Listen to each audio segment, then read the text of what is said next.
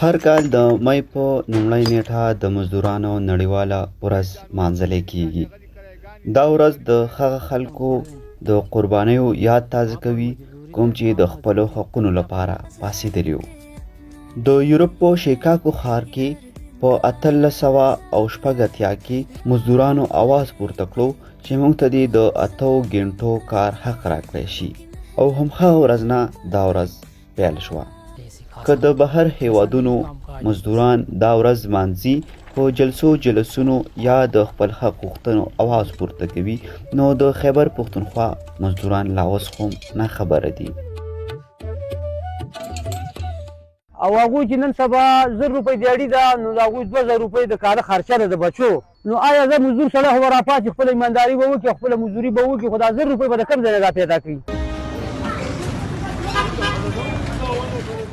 مزدوري خو د پلار هم ګرانه ده، نو په ګاډۍ خو هسې ګرانه ده، خو چې په ګاډۍ باندې کم څه جوړېږي د دې مهنګایۍ دپاره هغه د سپېلني لوګی هم نه دی.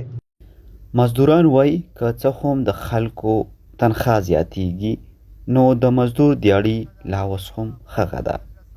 د مزدورانو ورځ ده، 1 مۍ ده، هر ځای کې مناویږي، خو چې موږ څنګه ګورو که یو مزدور ده نو چوټي ده، نو چوټي خو د مزدور بالکل نشته، ځکه چې موږ نن هم راتلو نو بازار کې ټول مزدوران خپل کارونه یې کول، زنانو څه خپل کار هغه مو ګیرکاران خپل کار له تللي وو. که چوټي ده نو هغه د افسرانو ده یا د حکمرانانو ده چې نه ترې نه کټنګ کېږي او همدې چوټي مناویږي. زموږ مزدور خو که چوټي وکړه نو بیا خو ته پیسې هم نه میلاویږي.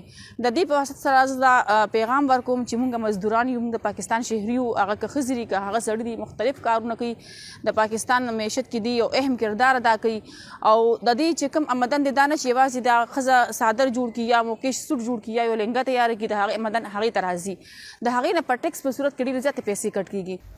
مزدور هغه غړی دی کوم ته چې د ملک نه فایده میلاویږي. د مۍ په اوله نیټه دا ورځ دا پیغام راکوي چې مزدور هم د ټولنې مهم غړی دی او د هغه حقونه باید محفوظ شي. نو چې زه 400-500 روپۍ وګټم په 7000 په 50 روپۍ چیني ده، زه پکې کم شی والم، کور نه زه کم شی ویسم. مالداره سړی چې دی هغه که کاروبار دی نو هغه نقصان نشته،